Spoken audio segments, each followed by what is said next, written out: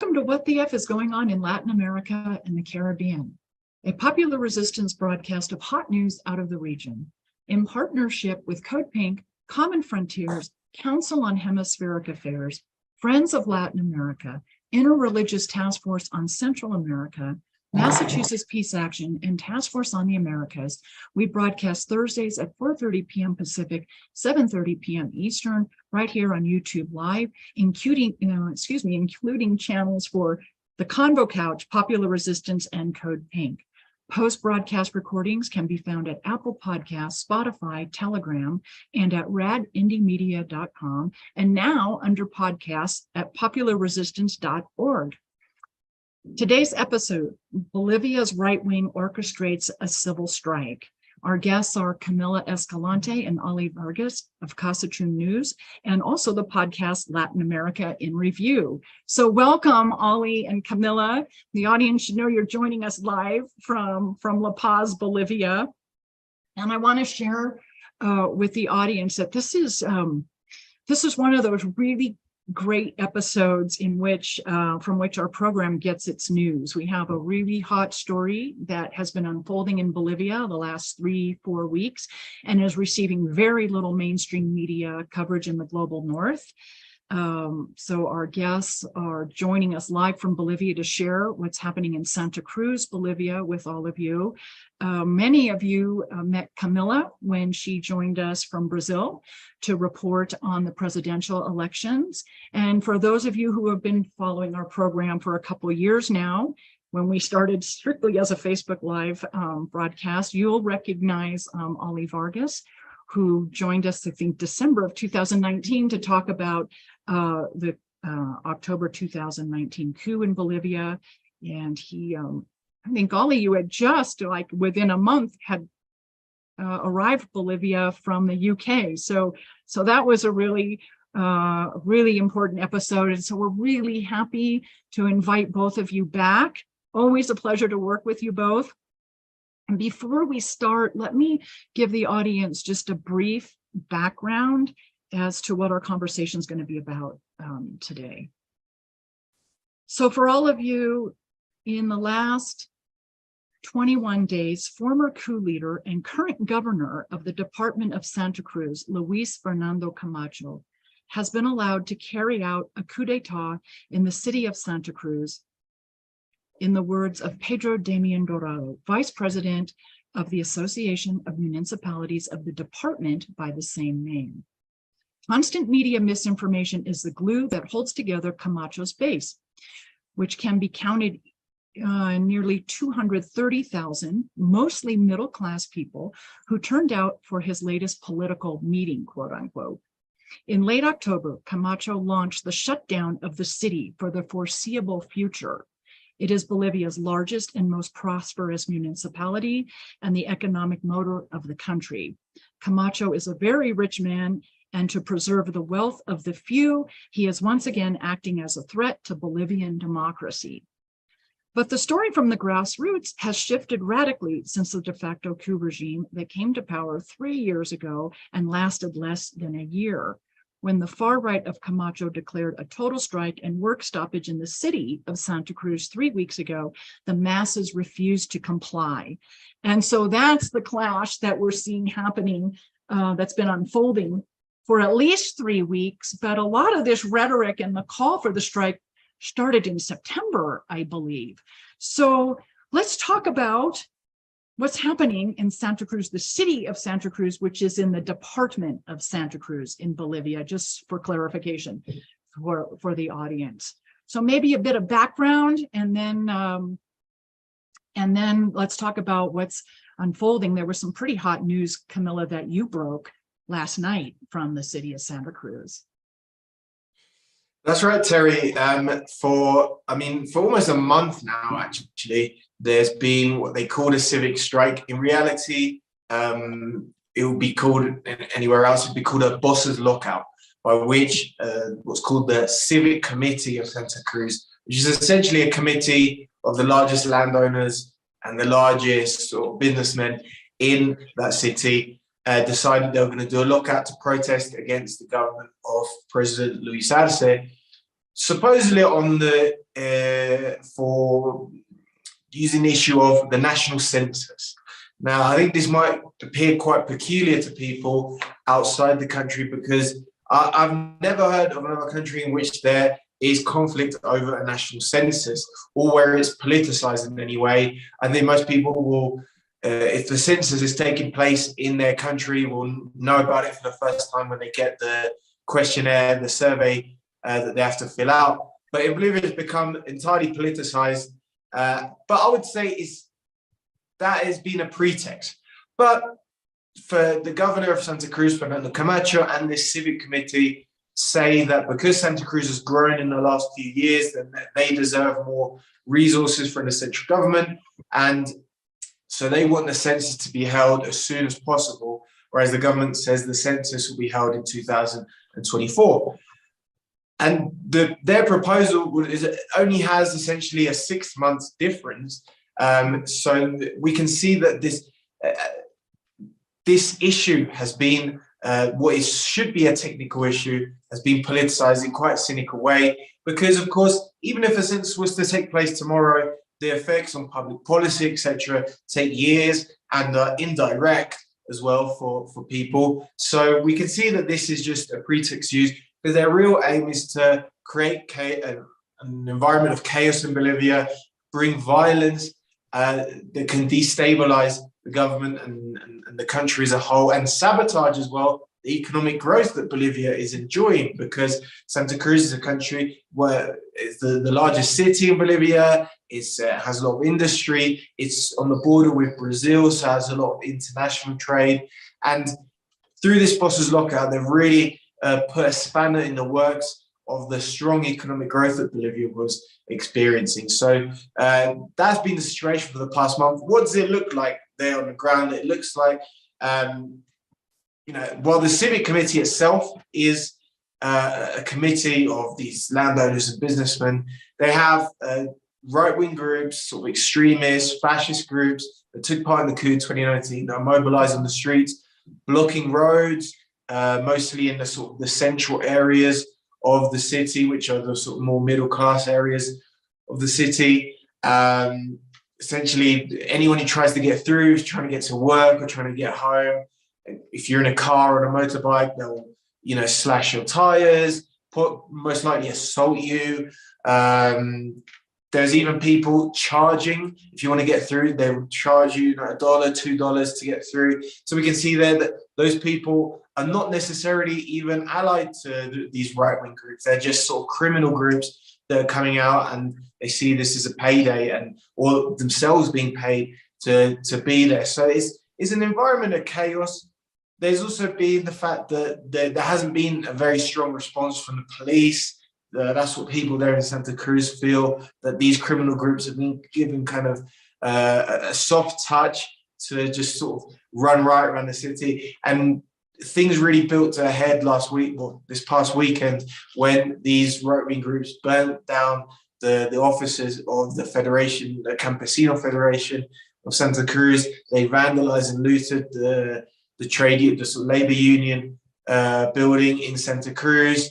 They did the same to a number of public government buildings there, like the statistics office, the tax office, the land registry office, and they tried it with a number of others, but the police were able to intervene. And so, I should need to add, though, that all of this chaos, all of this conflict, as intense as it is restricted to one city in the country. This is, here in La Paz, there's been absolutely none of that.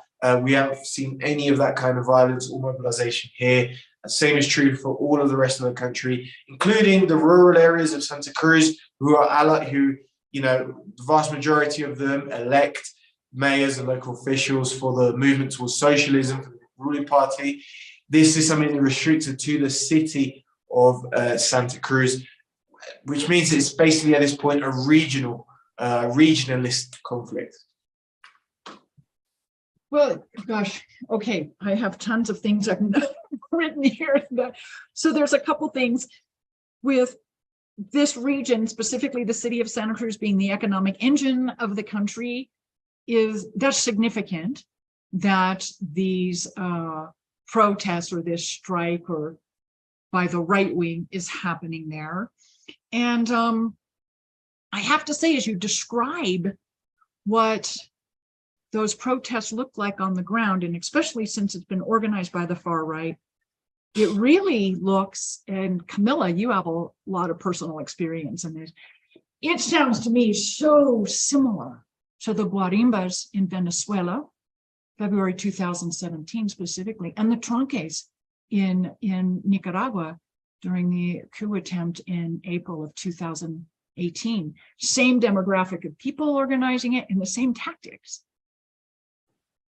Exactly, and they're also being paid, or as Ollie said, that they're opportunists, they're criminal elements who are going out to the street in order to extract money, tolls, just as gangs do all across Latin America for people just trying to go to work or trying to fulfill their day-to-day duties, picking up their children, dropping them off, and things like that. And so what we saw overnight was, of course, an uptick in confrontations and a siege on this neighborhood known as, or called Plan 3000 in Santa Cruz, where this central spot close to one of the large markets and where there's a lot of commerce and a lot of business early in the morning and all day, people are literally being penalized or being punished for refusing to take part in the lockout, for refusing to abide by this elite imposed lockout. They want to open their businesses every day. They want to sell their meat,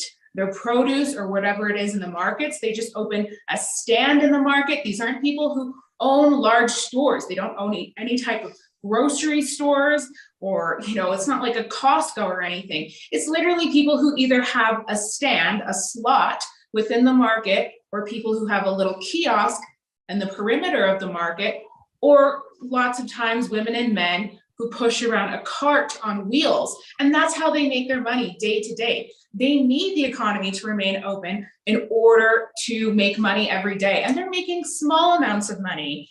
So, these are people who sell things like empanadas for cents. They're not even making $1 off of an empanada that they're selling. And so it's very important that they be able to carry out their work day to day. This exists through all of the city of Santa Cruz and of course all of Bolivia, but specifically in this area of Plan 3000 is where we've been showing the images of the confrontations that have been taking place.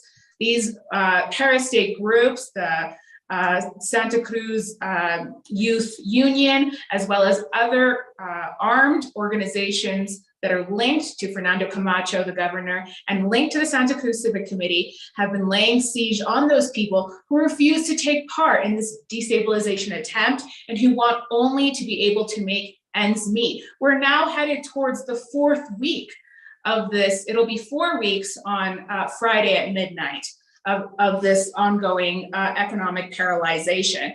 And so these people are showing up to these neighborhoods and attacking residents and just working class people using explosives, Molotov cocktails, all sorts of makeshift homemade weapons, also obviously stones, firecrackers, and other sorts of explosive devices, and hurling them at the people as the people try to, for example, in the morning at 4, 5, 6 in the morning, open up the market, open up their stand for the day.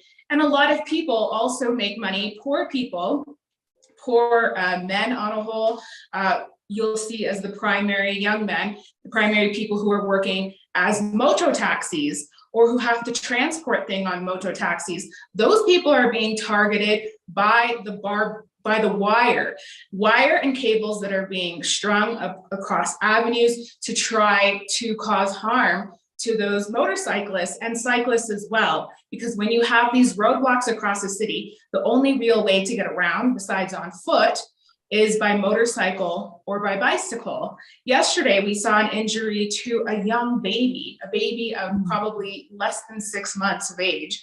And they have a really bad wound here across their neck, but we've also seen one death from the wire. I think in the last 2 weeks, and other severe injuries.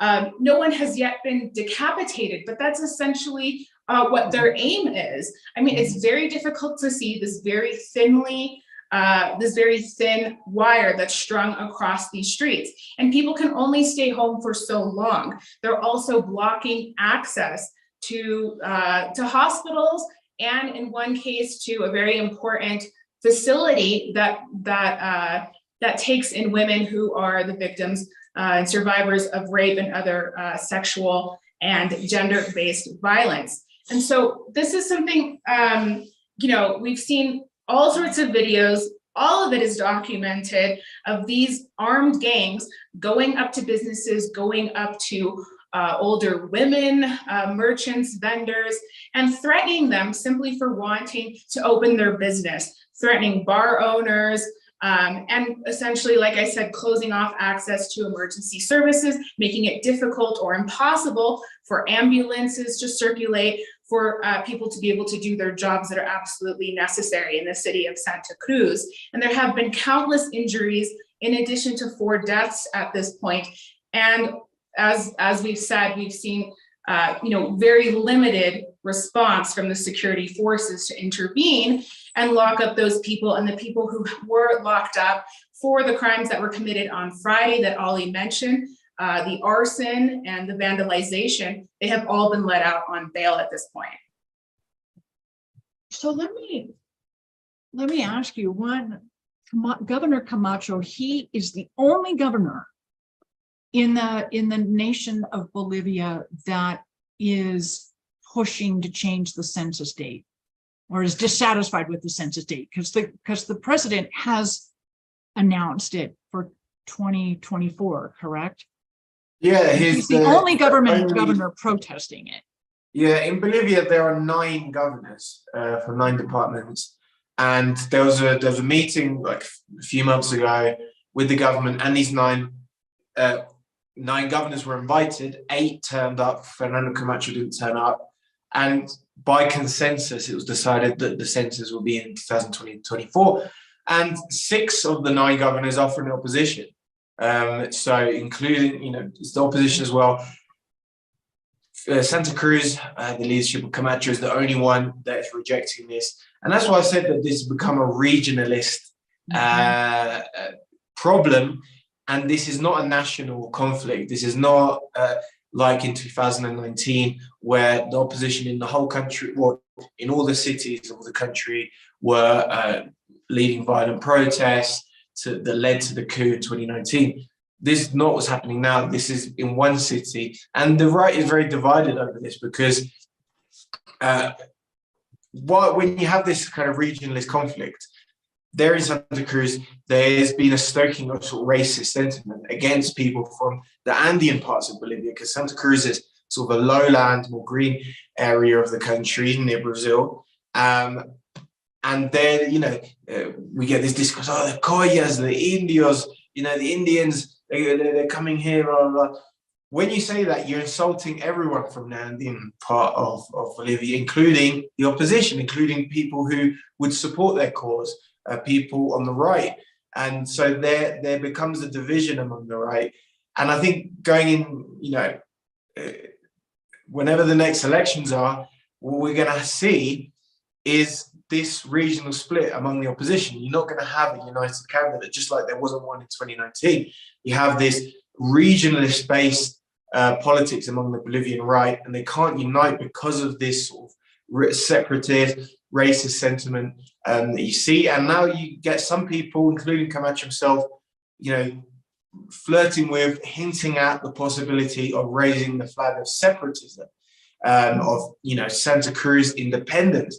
And this is something that's absolute no-go for the rest of the Bolivian right, because it means breaking up the country. They absolutely oppose that. So while we see an empowered Fernando Camacho in his base of Santa Cruz, the rest of the Bolivian right is facing big divisions over this. So what is he hoping to achieve, or him and his base in Santa Cruz? What are they hoping to achieve? They are forcing a lot of suffering on working people. Working people, working poor and working people. And he's also with these, what we would call guarimbas trancas in other countries, that's also a huge impediment and scary thing, for lack of a better term, to everybody in the city. So what is he seems he's alienating the specific working people. He's harming his own base, or at least the potential to violently harm his own base. What's the objective? No, I don't think it is harming his own base, because the more he riles them up, the more he sort of whips them up into a frenzy, the more solid they are as a political bloc in Santa Cruz. This goes back to what I said, that he is trying to build a regionalist project. He's not trying to build a national. He tried in 2019, that failed. Now he's trying to form a bloc in a solid political unit in Santa Cruz. And it favors him having this sort of constant level of conflict, him being the leader, him being the hero for their side. That favors him. I think if life goes on as normal, people aren't pushed to that extreme. But when there's a constant conflict, people do go to the extreme that the extremist point of view that he represents. So he needs this level of constant conflict to remain politically relevant. I think if everything was calm and people were calm, then his extremist message would be less appealing. So it definitely benefits him to have this permanent level of conflict. They're also sowing discontent throughout the entire country, starting within Santa Cruz, but they are very effectively causing damage to the economy in Santa Cruz. But that causes damage to the national economy. And Santa Cruz is connected by a very important highway to the city of Cochabamba, another major city. This does affect the economy on a whole. It's also the way we get to Brazil. And so, this is a very coordinated effort that has an effect on one city, which is the largest and most important city in that department, but a very important department. And, the national government is really relying on this constant campaign they have of showing these amazing numbers of economic recovery, of economic growth, of the way in which Bolivia can take its own path, its own socialist path to growing an economy, to being independent, to being sovereign, to producing its own food, producing everything it needs, and also trading amicably with all of its neighboring friendly countries. And this model is what is under siege right now. This is not a country that has been victim to the unilateral coercive measures, the sanctions that we've seen against Venezuela, Nicaragua, Cuba, Zimbabwe, Syria, and many other countries. And so, the enemies of Bolivia and of Bolivian socialism and of the integrationist project of Latin America, they're betting on the internal enemies in Bolivia. They're betting on this far right and the right-wing opposition sectors to, from within the country, attack the country, attack, the people's will to continue to support their government, which they elected just 2 years ago. And what they're doing, what Fernando Camacho and the Civic Committee is doing, is they're betting on the role of the media, because in large part, the right-wing media here is a private media, which is in support of those pro-coup sectors. And what they're able to accomplish, as they were able to accomplish in 2019 and at other moments, is that we're talking about an opposition in this country that represents the minority of the population. But because they have so much control over the narrative, because of their use of and manipulation of the narrative through these media outlets that have such a large reach, not only in Bolivia, but internationally, they're able to make it seem as if that there's a whole crisis going on in the country, that people are angry, that people are demanding a census, when really the people who are demanding the census in 2023 belong to a very specific part of the country and a very specific right-wing movement as well. But they're able to make it seem as if this is an undemocratic government in La Paz that is only ruling on behalf of a certain particular group within the country, when really the La Paz government here, the movement towards socialism led by Evo Morales, and with the president in power, Luis Arce right now, represents the majority. But we're going to begin seeing, everything that's going on here taken out of context, thanks to the ground actors here, that, are those major newspapers and right-wing media, and they pass that information on, or it gets taken in the international media and they can make it seem even as if there's some sort of, that democracy is in question, that people are being repressed or anything like that. And that's really their intention, to destabilize, not only by actually, imposing those roadblocks and this lockout and not allowing people to work and harming the economy, but also by manipulating the narrative as time goes on and as they continue to go in search of news. There, on the very first week of this lockout, we saw the leader of the Santa Cruz Civic Committee on CNN with Fernando del Rincon, who is a fascist TV presenter. I mean, this is the kind of press that they're looking for, and this is the attention they're ultimately going to get as long as they keep this up, unfortunately. So with the consensus, and I know, in the States, when those are taken, they're reflective of population growth and demographic shift. So what is happening in the city of Santa Cruz, or perhaps even the entire department of Santa Cruz, that Camacho is pushing for this now? Or is it simply a political tool? Yeah, it is a political, it is an excuse, a pretext. And also, it's worth mentioning Santa Cruz is not the only area of Bolivia that has grown. That is a discourse that's used by Camacho, that, the whole of Bolivia is moving to Santa Cruz because things are so great there. That's not true. One of the cities has grown at a quicker pace since the last census is the city of El Alto here in La Paz, next door to us, which is a majority indigenous city. And that has seen a huge economic boom in the last 10 years. Huge migration from the countryside to the city of El Alto. Has a very dynamic economy based on international trade with Peru and Chile, based on construction, based on all these sorts of things. And they're not part of these mobilizations. They're not holding protests. They're not, creating chaos in the country. They're in agreement with the census. In fact, their mayor is part of the opposition for a number of different sort of local reasons. They're as well in agreement with the government about the date of the census.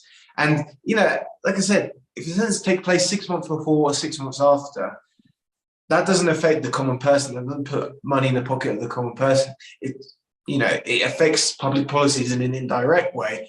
But, the fact that people are standing out in the sun, blocking roads, assaulting people, do you think is taking place over this issue of the census, over things, the cartographic map?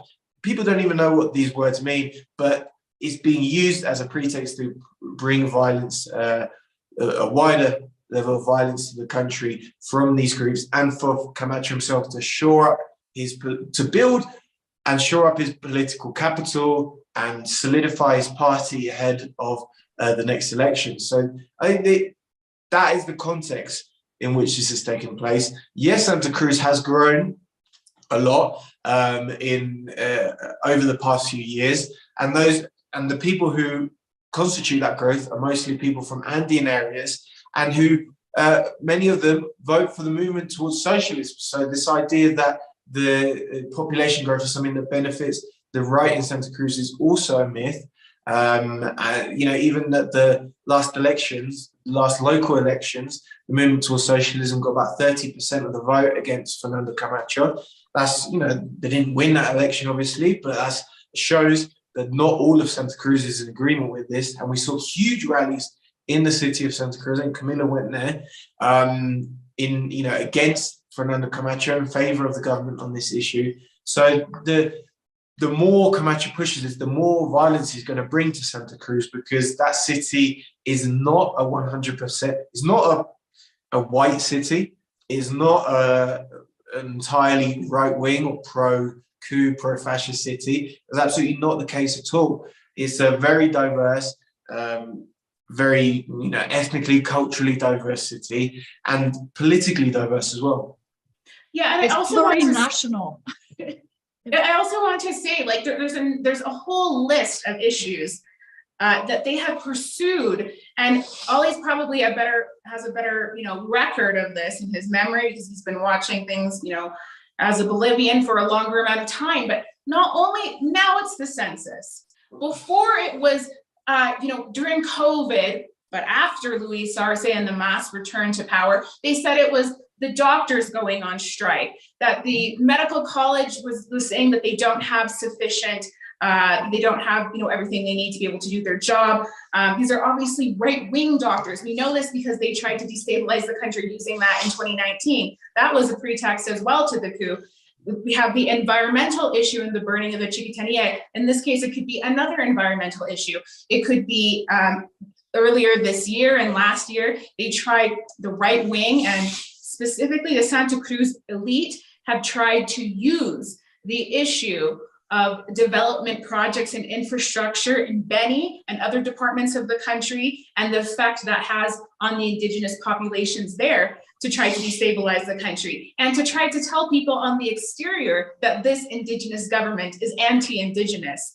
They've actually this year, and Carlos Mesa has tried to wage another issue where he said that he had an issue with him and his party didn't like the type of symbols that the government were using on the government letterhead.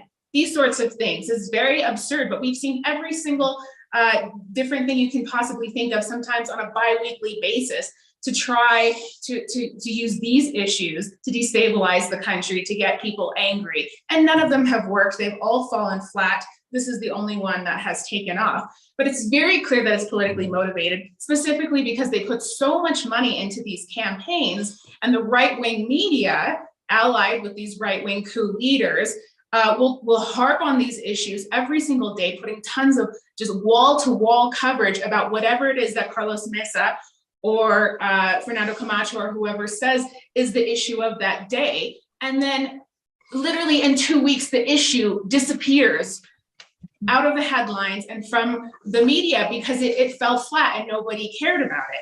Now the census is the thing they're sticking with because it's the only thing that they've been able to get off the ground. It's interesting that to me on the outside about the consensus, there's two big things that have happened in Bolivia that have infringed on many government projects: the coup in 2019 and the pandemic. And so it seems most people would be very rational and say, well, okay, the consensus is only really being delayed by 6 months, given everything that we've lived through in the past 3 years. That seems very reasonable, at least for me on the outside. And so to be making it this really violent political campaign is, it's almost seemed, it's extraordinarily harmful physically to people and economically to people, but almost not very smart. It's also part of it is also part of their multi-pronged campaign. You have to remember, and you would know about this, Terry, but beginning today and tomorrow in Mexico, the far right of the continent is meeting there, including people from Santa Cruz. This is part of a coordinated action. At the same time, during the campaign in Brazil, the presidential campaign, the daughter of ex-dictator Janine Áñez, Carolina Áñez, was flown on this trip funded by whatever money. We don't know where she got the money to do an entire Brazil tour, but she went and saw Michelle Bolsonaro. She went and saw and met with Jair Bolsonaro and Eduardo Bolsonaro, among many other figures of the Brazilian far right. She's a regular guest, like I've said before, on CNN and other such programs. She's in very close contact and coordination with the Venezuelan far right, those actors who plan and have carried out many destabilization plots against the Venezuelan people and state over the last 20 years, really, and the people who continue to be obviously aligned with this figure, Juan Guaido, that continues to be backed by the State Department. And so, she's campaigning and doing very public events, Carolina Áñez, in Brazil at the time of this massive presidential election, getting tons of airtime and photo ops, delivering statements, meeting with Luis Almagro in Washington, meeting with these fake human rights international organizations at the same time as these Santa Cruz figures are doing the same. So it's all a coordinated action to try to bring attention to Bolivia under this completely manufactured issue, which, is obviously, on the one hand, Fernando Camacho and the Santa Cruz Civic Committee says it's about the census, but if you see what Carolina Áñez, who supports this like census lockout thing, if you see what these other actors are saying abroad, they're not even talking about the census. They're saying that they're being suppressed, that there's no freedom of the press, that opposition doesn't have a voice in this country, that there's political persecution of the opposition to the government, that her mother's obviously a political prisoner, and that people aren't able to speak out against the Luis Arce government. They're inserting all sorts of issues. So it's very clear when you look at it, when you take a step back and look at everything that's taking place, it is not about the census. It's truly about attacking the government and the democratically elected government and project that was chosen by the Bolivian people just 2 years ago. So, it's fascinating that these people can be, to me, that they're protesting their civil rights, their human rights against the current government, when in fact, a lot of people would say Camacho should have been prosecuted and he should be sitting in jail when he is an elected governor of the Department of Santa Cruz. How can that be a violation of his human rights or his civil freedoms when he's such a significant leader of the right and he's in elected office, governor of a state? It doesn't make sense.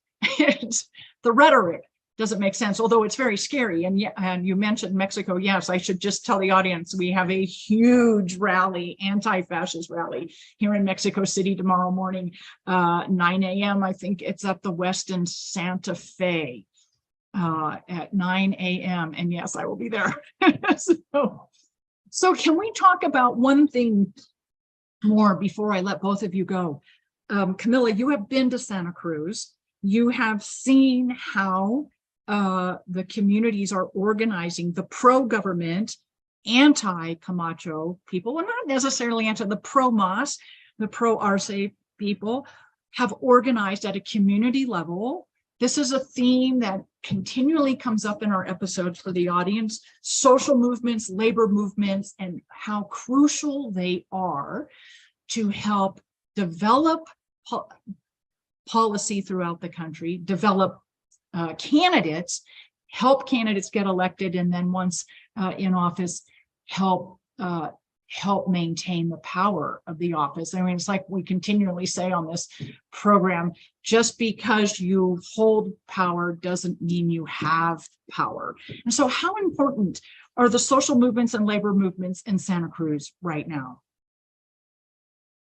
Well, they're very important, but I think, one of the reasons why these social movements and unions and indigenous organizations have been so successful in Bolivia in fighting against US-backed dictatorships and repression for the last decades, even before the movement towards socialism was able to take power at the executive level, is this constant, class analysis. They really see themselves as being part of the same the same class doing the same jobs. They have this understanding, thanks to, various leaders in this tradition in the country, of understanding that they are the indigenous, native, original people who have had to fight against the colonizers from the very beginning, who had these people just arrive from Europe in different times throughout their history and have literally just taken control of land just unilaterally, while other people have been displaced,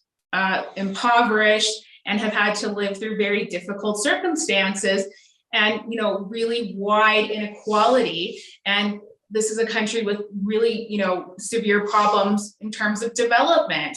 And so these people throughout Santa Cruz, I think, continue to understand that, it's just based out of purely basic necessity. They know that if they can't work for a few days, that everyone in their household is going to go hungry, or that if they can find a way to work, that they need childcare and their children will need to be in school. How are they going to be able to go to school when the whole city is locked down? So, they are organizing on that basis. Not all of the sectors who are opposing this lockout in Santa Cruz are members of or militants of some sort of organization, not necessarily members of the movement towards socialism, but they have seen the ways in which concretely their living standards improved, both for them specifically, but also throughout the country since the first mandate of Evo Morales. And this is what they fought for in 2019.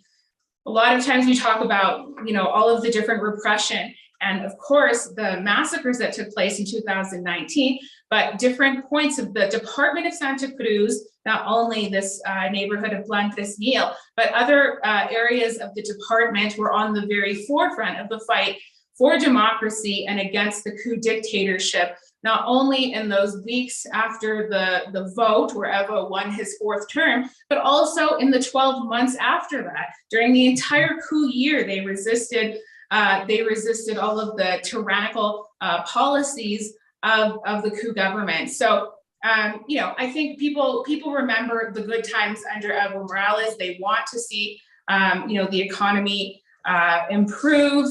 And it's important to say that even though this is known as the department that's controlled and the city is controlled by fascists, that a large part of the population continues to support Luis Arce and the movement towards socialism, even outside of the membership of those, main unions and indigenous organizations. So what can, in our last few minutes, what can those of us outside of Bolivia do? I know we have to watch Kawsachun News. Your website and your Twitter feed's fantastic. Your up to the date postings are really, really informative and super important. And I will post both for the audience. I'll post both in the program description so that you can easily follow the website, the Twitter feed, and Ollie and Camila individually as well. They both have great Twitter feeds also. But what can we as US citizens and as Latin American activists in general do right now? I think the most important is to raise awareness, is to do what you're doing now, Terry, because I think it's something that the mainstream media is obviously not going to report on, and if they do, it'll be to say, the authoritarian Bolivian government has arrested someone for burning down a public building. Isn't that terrible? So I think the most important is to get the information across and for it to be clear that there are people who care about this issue and who will raise their voice about this issue. Because I think if the media, if the government, if the US government can see that, then they know that they're up against something, a real movement, both within Bolivia and outside Bolivia as well. And I think that's the main thing the Bolivian people want. Yeah, no sort of real intervention or coup can take place when everyone's eyes are on a situation. Yeah. We've seen this time and time again, a good example being the election of Gustavo Petro. It would have been very difficult for something to happen there because there was so much international media attention, but a lot of electoral observer missions, foreigners there as well, a lot of people, guarding that situation. And so it would have been very difficult for anything fishy to happen, as in the situation with the election of Xiomara in Honduras. Western audiences have to be very, very keen and very observant when they're looking at the media. Unfortunately, this disinformation is not going to be disseminated strictly through the New York Times, Washington Post, The Guardian, and the BBC anymore, because the White House and the State Department and all of the agencies of the US state have learned that young people and people on a whole do not get their information from the major traditional legacy outlets. They get their information from alternative outlets, and it is alternative outlets and smaller or medium-sized outlets with medium-sized or smaller budgets that are being funneled money, as they were in 2019, and these fake nonprofits or NGOs to try to, tell a certain narrative about what's going on in countries like Bolivia. And it's those very outlets who pose as leftist outlets or alternative outlets or independent that have been at the forefront of trying to make it seem as if this is an undemocratic government. And they would have you think as well that across the country, people are clamoring for a 2023 census, when in fact, the truth is it's a very small portion of the right wing or the opposition or geographically in this country that is making those demands.